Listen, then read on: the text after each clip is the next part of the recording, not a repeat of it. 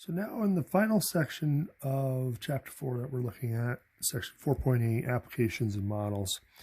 So we touched a little bit on this as far as finding missing sides in a right triangle back in Section 4.3. But this gets into a lot more of the details and all other missing pieces that we could have. So applications involving right triangles for this section. In all cases of right triangles, we will identify the angles of the right triangle by capital A, capital B, and capital C, where C is the right angle, and the lengths of the opposite sides of the triangle as lowercase a, lowercase b, and lowercase c, where lowercase c is the hypotenuse. So that'll give us something like this.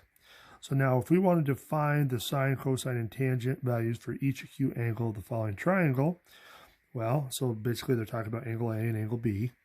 We could do that using, first we've got to use the Pythagorean theorem, so that way we can find the third side. So let's do that real quick. So if we plug in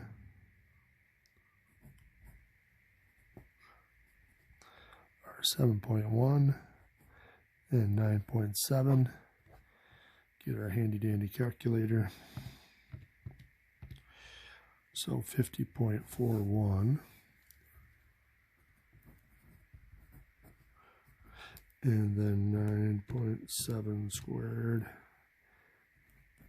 94.09, and let's add those together. So 144.5, and then if we take the square root of that,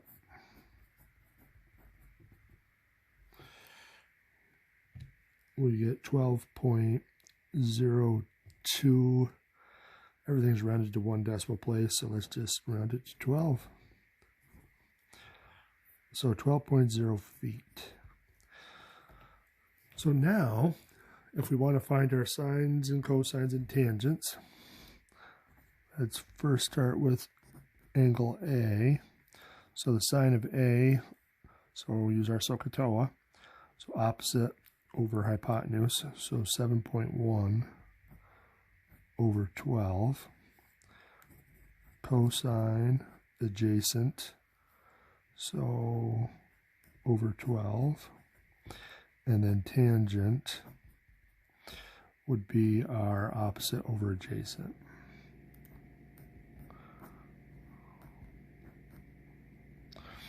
So that gives us those, and then if we do the same thing for angle B now, opposite would be the 9.7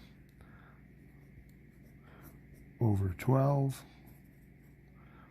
cosine 7.1 over 12, and then tangent 9.7 over 7.1. So that's all they want, is just those trig ratios for each of those trig functions for each angle. So now, how do we get our angles? Well, we got to use a calculator. So if we use a calculator, we're going to have to use sine inverse, cosine inverse, and tangent inverse. So all of those are found on your calculator right above the button. So we can always use that to find the angles. So if we wanted to find angle A and angle B, really we don't need to do it for all three of them, but we can do so just to confirm that we get the same angle. So if we know that the sine of A is 7.1 over 12, then that forces angle A to be equal to the sine inverse of 7.1 over 12. So now we just got to divide that in our calculator, which gives us this decimal. But now if we second sine it, that will give us our angle. So it's in degrees, so that would be 36.3.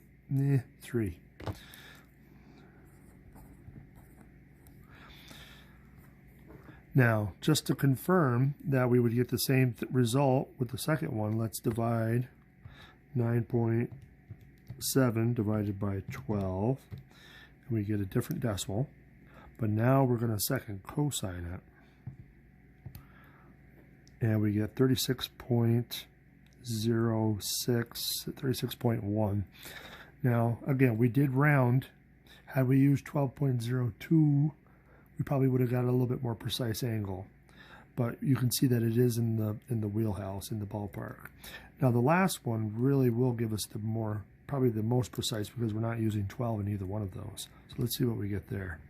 7.1 divided by 9.7 equals that. And now let's second tangent it. So 36.2, right smack in the middle. So probably 36.2 would be the best one, just because those are the precise measurements from the original problem. So let's erase that and put a 2.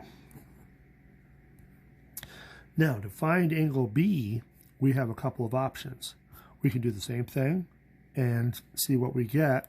Now, because these two angles are acute and they're in the right triangle, they better add up to 90 degrees. So we can kind of do a quick check here to see what we get if we subtract it from 90. So it looks like we get 53.8. So, but let's double check. Let's use the tangent one.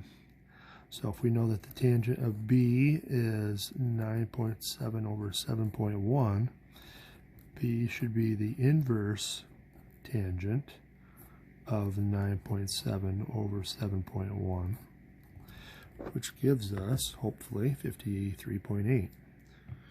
So,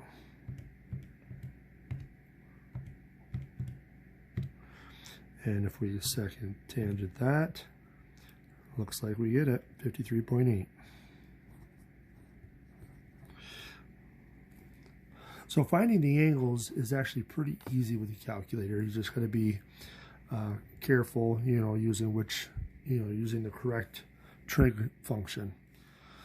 So that helps us find those angles. Now, if we put it all together, we can look at solving a right triangle. So when we solve a right triangle, that means just find anything that's missing. So in the case of right triangles, we got a couple of options. We can use the Pythagorean theorem to find missing sides. If we have 2 out of the 3, we could use trig ratios, trig functions to find missing sides or angles now. And we could use the sum of the angles of any triangle has to be 180 degrees. Or if we boil it down to what we got here, the 2 acute angles have to add up to 90. So that's essentially what we're going to be doing next. So if we solve the right triangle here, which we're going to do in the next video because we're already at 8 minutes. So see you in the next one.